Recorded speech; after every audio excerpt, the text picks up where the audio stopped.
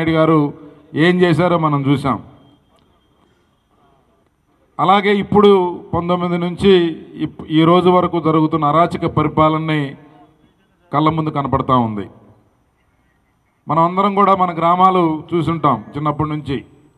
కానీ 14-19 మధ్యలో జరిగినంత అభివృద్ధి కానీ మార్పులు కానీ కల్పించబడిన వసతులు కానీ మీరు ఏ గ్రామైనా చూసుకోండి, రాష్ట్రంలో ఒక్క పర్చూరే కాదు, ఏ గ్రామమైనా చూసుకున్నా విపరీతమైన మార్పు కేవలం ఆ సమయంలో వచ్చింది.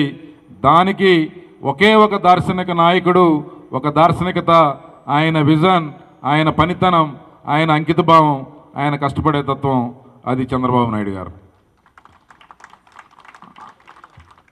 అవే వనరులు, అదే ఆదాయం, అవకాశం కొద్ది మేరకే అప్పులు చేసే అవకాశం.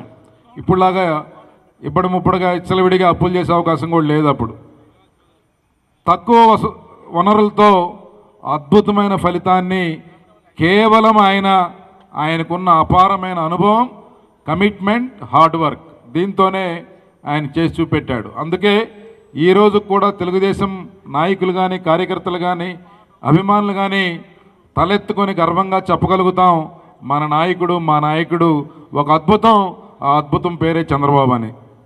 కాబట్టి అవకాశం వచ్చినప్పుడు పనిచేయగలిగితే ప్రజలు గుండెల్లో పెట్టుకొని చూసుకుంటారు. చంద్రబాబు నాయుడు గారు గతంలో 9 సంవత్సరాలు, మొన్న 5 సంవత్సరాలు, 14 సంవత్సరాలు ముఖ్యమంత్రిగా మొత్తం ఆయన 40 సంవత్సరాల 44 దశాబ్దాల రాజకీయ జీవితంలో అధికారంలో ఉంటే, అధికారంలో ఉన్నప్పుడు ఆయన చేసిన పనులు అవన్నీ కూడా ప్రజల మనసుల్లో, గుండెల్లో హత్తుకుపోయినాయి. కాబట్టే ఆయన్ని జైల్లో పెట్టినా ఆయన చేసిన పనులు ప్రజల్ని రోడ్డు మీదకి తీసుకొచ్చి ఆయనకు మద్దతు తెలియజేసినాయి. దానికే ఈరోజు మొన్న జరిగిన హైదరాబాద్, ఇందాక చూసాం మనం వీడియోలో, హైదరాబాద్లో ఆయన కోసం పిల్లలు, ఆయన ముఖ్యమంత్రిగా ఉన్నప్పుడు వాళ్ళందరూ కూడా, ఇందాక మన చిన్నోడు వీడియోలు చేస్తూ ఉన్నాడు, ఆ ఏజ్లో ఉండుంటారు. కానీ ఆయన వేసిన ఫౌండేషన్ వలన వచ్చిన ఫలాలని అందిపుచ్చుకొని జీవితంలో బ్రహ్మాండంగా ఎదిగిన యువకులు వారి యొక్క కృతజ్ఞతని చంద్రబాబు నాయుడు గారికి తెలియజేయటం కోసం ఆయన అరెస్ట్ అయినప్పుడు మొత్తం కూడా వారు బయటకు వచ్చి సంఘీభావం తెలియజేశారు. అంటే కష్టపడి నిజాయితీగా పనిచేస్తే ఖచ్చితంగా ప్రజలు గుర్తుపెట్టుకుంటారు. దీనికి కులం కానీ, మతం కానీ, ప్రాంతం కానీ, లేకపోతే బంధుమిత్రులు, ఇవన్నీ పనికిరావు. కానీ ఈరోజు రాష్ట్రంలో ఎలాంటి పరిస్థితి ఉంది? దాదాపు 4 సంవత్సరాల 10 నెలల కాలం నుంచి ఒక విధ్వంసం రాజ్యం వెళ్తూ ఉంది. అక్కడ ఒక వర్గాన్ని, ఒక పార్టీని, ఒక కులాన్ని, లేకపోతే ఒక వ్యక్తులనే కాదు, ఓటేసిన వాళ్ళని కూడా మొత్తాన్ని టార్గెట్ చేసి కేవలం రాజకీయ లబ్ధి కోసం మరలా ఆ పదవిలో కూర్చోవాలంటే ఏం పని చేయాలి, ప్రజల్ని ఏ విధంగా విభజించాలి, ప్రజలకి ఏ విధంగా మాయమాటలు, అబద్ధాలని అద్భుతంగా చెప్పగలగాలని చెప్పి దాంట్లో పిహెచ్డి చేసిన ఆయన అక్కడ ముఖ్యమంత్రిగా ఉన్నాడు.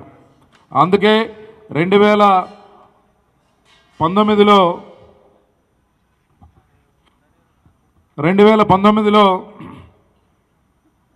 జగన్మోహన్ రెడ్డి గారు ముఖ్యమంత్రి అయ్యాక అప్పటిదాకా శరవేగంగా జరుగుతున్న ఆంధ్రప్రదేశ్ అభివృద్ధి మొత్తం కూడా ఒక్కసారిగా స్తంభించిపోయింది.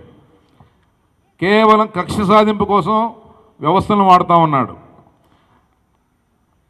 సాధారణ వ్యక్తుల దగ్గర నుంచి పెద్ద పెద్ద పారిశ్రామికవేత్తల దాకా, సాధారణ సర్పంచులు, ఎంపీటీసీలు, లేకపోతే ఎమ్మెల్యేలు, ఎంపీల దగ్గర నుంచి ఒక ప్రతిపక్ష నాయకుడి దాకా ప్రతి ఒక్కరూ ఆయన యొక్క అధికార దీనికి బలయ్యారు. లేనిపోయిన కేసులు అంటే ఏ పోలీసు ఎప్పుడొచ్చి అరెస్ట్ చేస్తాడో తెలీదు, ఎక్కడ కేసు పెడతారో తెలీదు, అసలుకి ఇంట్లో నుంచి రేపొద్దున బయటికి రానిస్తారో లేదో తెలీదు. అలాగా ప్రశ్నించే ప్రతి గొంతుని అనగదొక్కి పరిపాలన చేశారు. దాంట్లో భాగంగానే మనం చూసాం, ఆ విధ్వంసాల్లో భాగంగానే అమరావతి సర్వనాశనం చేశారు. ఎన్నో రకాలుగా అవకాశాలు అద్భుతంగా కల్పించగలిగే ఒక బ్రహ్మాండమైన రాజధాని మన తరతరాలు గర్వంగా తలెత్తుకొని చెప్పుకోగలిగే ఒక రాజధాని నిర్మాణాన్ని చంపేశారు. పోలవరం మనకి మొత్తం కూడా వ్యవసాయ ఆధారిత ప్రాంతం. కేవలం నీరుంటేనే మన రైతులు కాస్త పంట పండించగలుగుతారు. 365 రోజులు దాదాపు సగం రాష్ట్రానికి ప్రతి ఎకరానికి నీళ్ళు ఇవ్వగలిగే శక్తి పోలవరానికి ఉంది. అలాంటి పోలవరం 5 సంవత్సరాలు కంప్లీట్ చేసే అవకాశం ఉంది. 2020 కల్లా కంప్లీట్ చేస్తానని చెప్పి చంద్రబాబు నాయుడు గారు దాన్ని ఒక ప్రణాళికబద్ధంగా పనిచేసుకుంటూ ముందుకెళ్తా ఉంటే, ఆ సమయంలో కూడా అంటే 2014లో మొదలైన ఆ యజ్ఞం 20 కల్లా కంప్లీట్ అవుతుందని ఆయన ఎస్టిమేట్ చేశారు.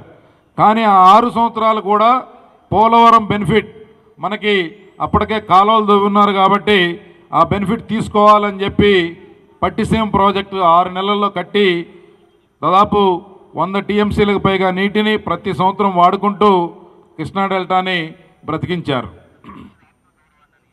అయితే ఇప్పటికీ ఆ పోలవరం పరిస్థితి ప్రశ్నార్థకరంగా మారిపోయింది. 2020 పోయి 24 వచ్చింది. అది ఇంకా ఎక్కడేసింది అక్కడే ఉంది. ఇప్పుడు ఆ ప్రాజెక్టు భవిష్యత్తు అగమ్య గోచరం అయిపోయింది. అంటే రేపు ఏమైతే తెలీదు.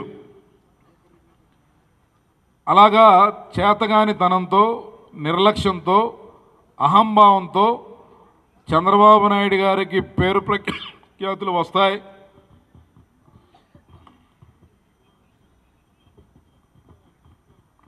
డెబ్బై 74% పనులు పూర్తయినాయి. ఆ మిగిలిన పనులు జగన్మోహన్ రెడ్డి గారు చేసినా ప్రజలు చంద్రబాబు గారే పోలవరం కట్టారనుకుంటారనే కేవలం ఒక ఆత్మన్యూనత భావంతో జగన్మోహన్ రెడ్డి గారు ఆ ప్రాజెక్ట్ని చంపేశారు. దానివల్ల నష్టం ఎవరికి? ఆంధ్రప్రదేశ్ రాష్ట్రానికి. అలాగే భవిష్యత్తులో ఆ ప్రాజెక్ట్ని పూర్తి చేయాలంటే మరలా చాలా శ్రమ, చాలా టైము, ఇవన్నీ కూడా డబ్బు వృధా అయ్యే పరిస్థితి ఉంది. ఈ రకంగా అవకాశాలు అమరావతి రూపంలో, పోలవరం రూపంలో దాదాపు ఇంకా 28 ప్రాజెక్టులు వార్ ఫుడ్ బేసిస్ మీద జరుగుతూ ఉన్నాయి.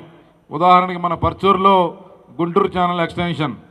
గుంటూరు ఛానల్ అనేది కొమ్మమూరు కాలువకి సమాంతరంగా ఇంకా పడమర వైపు మనకి కృష్ణా బ్యారేజ్ దగ్గర నుంచి గుంటూరు పక్కగా మన పర్చూరు వరకు ఒక కాలువ వస్తుంది. దాంట్లో మనకి కృష్ణా బ్యారేజ్ నుంచి కావలసిన నీళ్లు మన పంట పొలాలకి, మన తాగడానికి నీళ్ళు తీసుకునే అవకాశం ఉంది. మన పర్చూరు, పత్తిపాడు, అలాగే గుంటూరు, ఈ నియోజకవర్గాలు, మంగళగిరి, ఆ నియోజకవర్గాలకు సంబంధించి ఆ కాలువ ఎంతో ఉపయోగపడేది. 275 కోట్లు టెండర్లు అయిపోయినాయి, మొత్తం కంప్లీట్ అయింది, పనులు మొదలవుతూ ఉన్నాయి. అలాంటి సమయంలో ప్రభుత్వం మారింది. ఈ 5 సంవత్సరాలుగా ప్రభుత్వం మారగానే ఆ టెండర్ని రద్దు చేశారు, కొత్త టెండర్లు పిలిచారు, వాళ్ళకి కావాల్సిన వాళ్ళకి ఇచ్చుకున్నారు. కానీ పనులు మాత్రం 100 రూపాయలు కూడా ఖర్చు పెట్టలేదు.